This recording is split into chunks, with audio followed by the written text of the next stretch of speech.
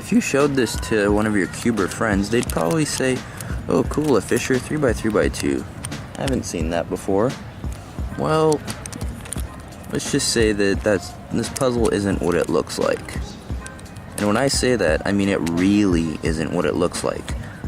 I had stickered the entire thing except for 2 red stickers before I even realized what this actually is. This is a 3x3 bandage mod, essentially. It's based off of an idea by GR Cubed, which is the floppy iCube, and it involves basically just taking the top 2 layers of a 3x3 and gluing them together, which means that the solve will be a bit more difficult. Now what I thought this was is I saw the word floppies and iCube, so I thought this was like a floppy cube with an extra layer on top. But no, this is actually a 3x3 mod. This is what the checkerboard pattern looks like. It's kinda cool, but I mean the colors here just look like a jumbled mess. But that is how it is on the regular Fisher cube, so it's not exactly a surprise. So this puzzle was 3D printed. The design files were released online by ProxyPi. So I'll show you how I built this. So here you can see that for the first time for this series, I tried something new. Usually I instruct the printer to print the pieces one at a time, but this time I told it to print them all at once, which turned out fine. It would have turned out better if the printer had made something that looks like a 3D spiderweb all over the pieces. This wasn't the fault of the printing method or anything, it's purely a printer issue.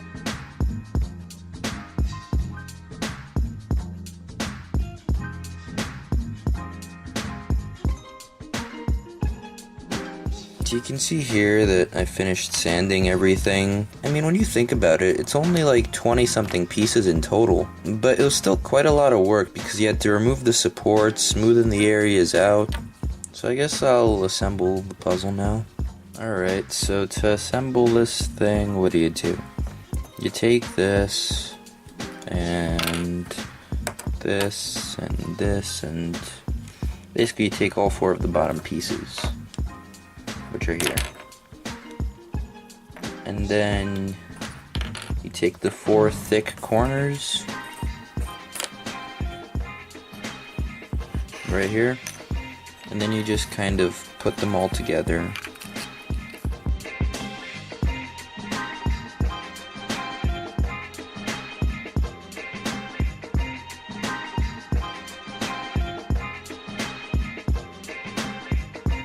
Alright, so here's the bottom layer put together, except the center cap, which I haven't put in there. And now you take your 3x3 core, which you need to get somehow. Just kind of drop it in there, I guess.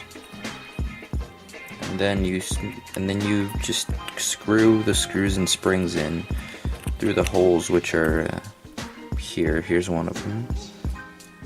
So I'll screw them in now. So now that this is done, we can start putting the top layer together, both the edges and the corners. And then there's this center. So here we go. I first put in all of the corners and then put in all of the edges. And now the last thing on this layer is to put in this centerpiece and screw it into the core, which is deep down in there. Like that, and then just put the screw in. So I've finished screwing this in. Actually, I had to take a drill out and drill the large hole further in because it didn't go far enough. And you can see that this doesn't want to turn like at all. But these vertical turns can be somewhat made. But I'm not going to make a full vertical turn just because I don't want any pieces to come out here at the top. But what I am going to do is take this center back out, add some lube to the moving parts, and then hopefully it'll actually get moving. I put some lube in. It appears that with a lot of force, and if the astrological signs align, you can turn this.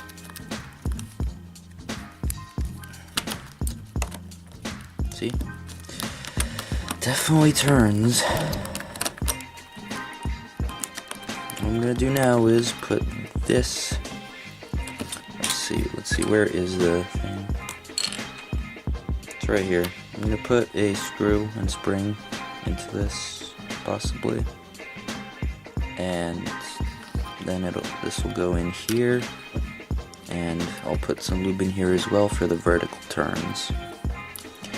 And then I'll drill holes in these center caps, because of course they have none, and put them on top of these screws, because I don't think I am going to screw these in any further.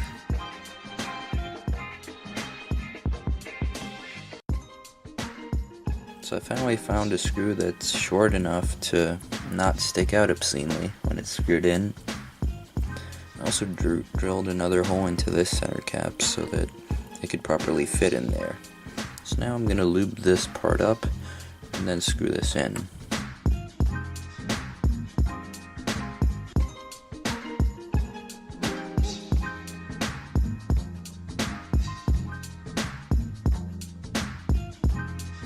I think that's screwed in enough. Like that's not falling out.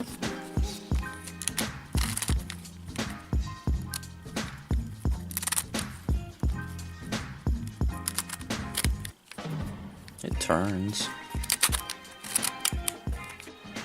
Okay, I drilled holes in all 4 of these caps. Now I will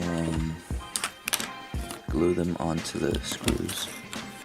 So once all the stickers are on, this is what it looks like.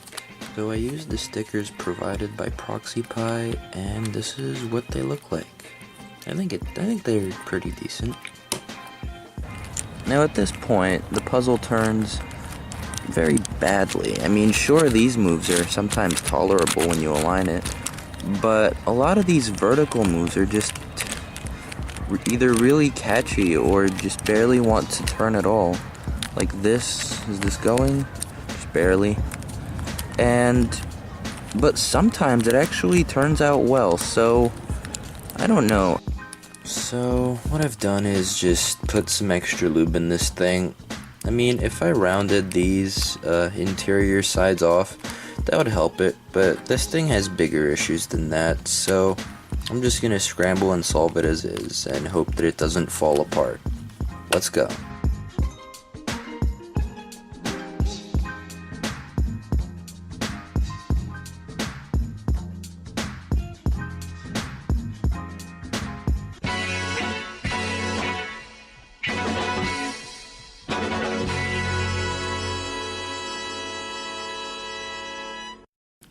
Alright, so I know not all of the pieces are split apart, but I think this is reasonably scrambled.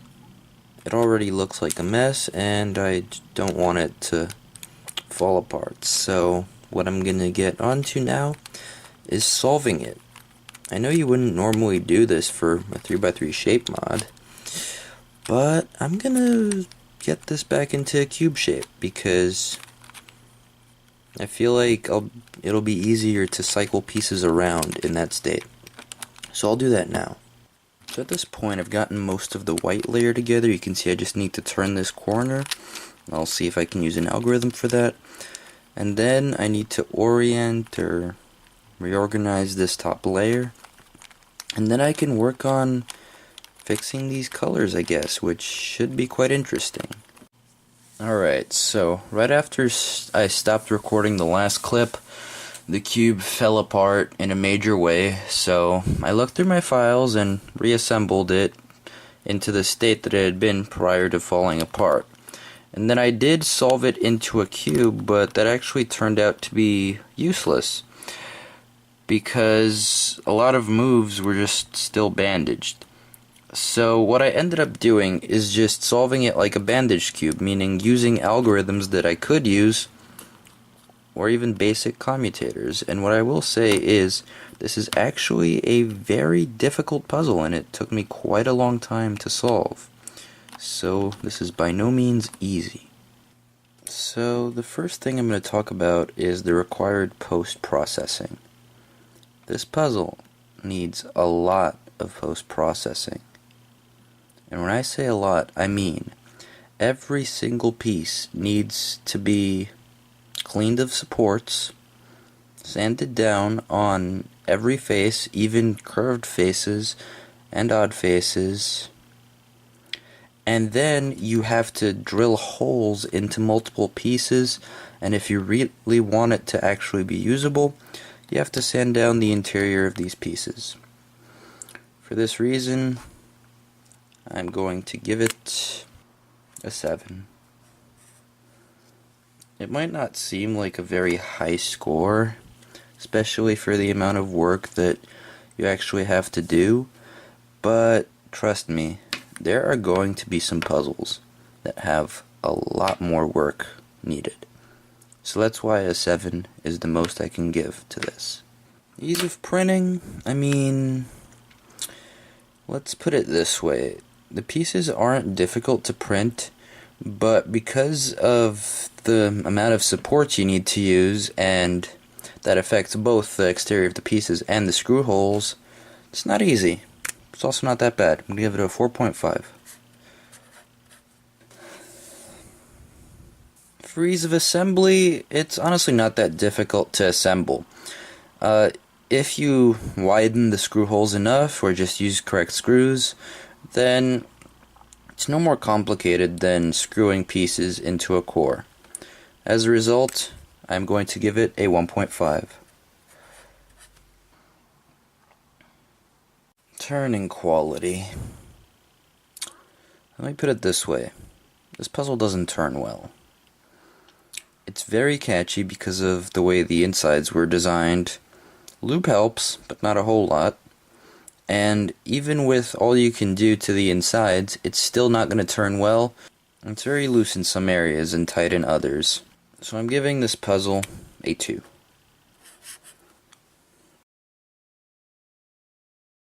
So, to give my final thoughts on this puzzle, it's a disappointment. It turns very badly and is not particularly stable. And in addition, it's a shame because it's just a 3x3 mod. Like, when you think about 3x3 mods, you don't think puzzles that turn so badly, really, do you? So, what I want to do at some point is revisit this idea, but in a non-Fisher version. That being said, just a normal iFloppy Rubik's Cube. And the way it should be done, in my opinion, is to take a mini 3x3, I don't have one, but they are easily available, and then design extensions for it. And there's nothing that this puzzle does that an extension mod couldn't do. I wouldn't recommend printing this unless you want to do a lot of effort for something that doesn't turn very well. Thank you for watching, and have a good day.